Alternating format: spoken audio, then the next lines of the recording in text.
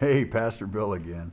Hey, listen, we were talking about, being founded and being rooted and grounded on the rock, and Jesus is the rock, okay? We got to understand that he gave us the same power that he had. Remember in John chapter 14, he said, these things that I do, you'll do greater, and greater things than what I'm doing will you do, because you believe in me.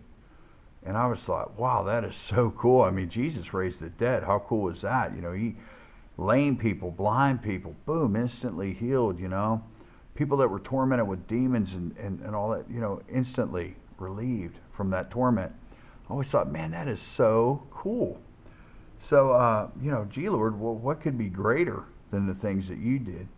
And he said, how about getting them born again? How about those people reproducing, by getting born again and reproducing the things that I did? Now we have many people doing them. Now we have many people in all countries doing this.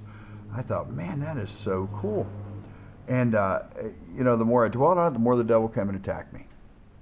And that the way he does? He always comes to steal the word out of your heart, right? I was thinking, man, shut up, devil. Jesus said.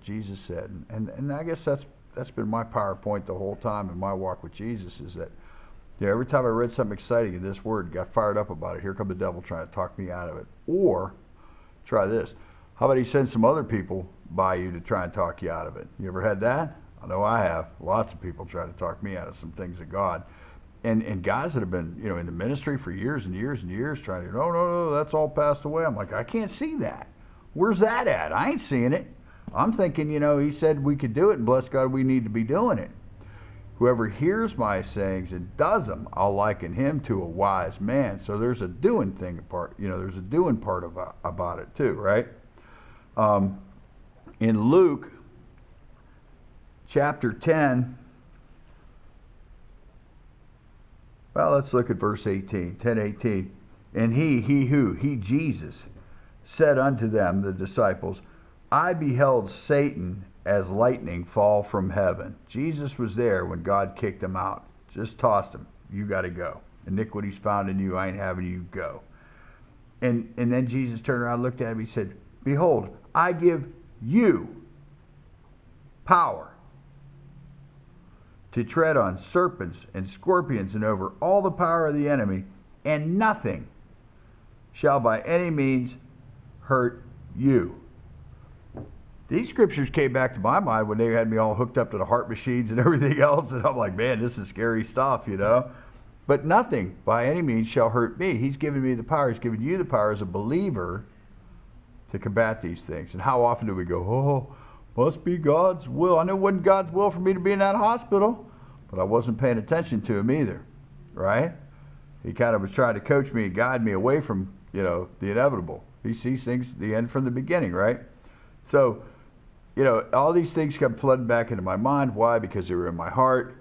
I've read them. I've held on to them. I believe them.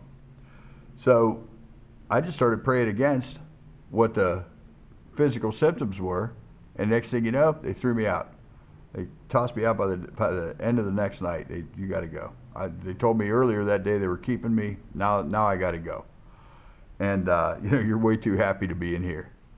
Well, he's given us power to combat those things, and we need to meditate and dwell on that power, man. It's so paramount. It's so monumental to what we believe.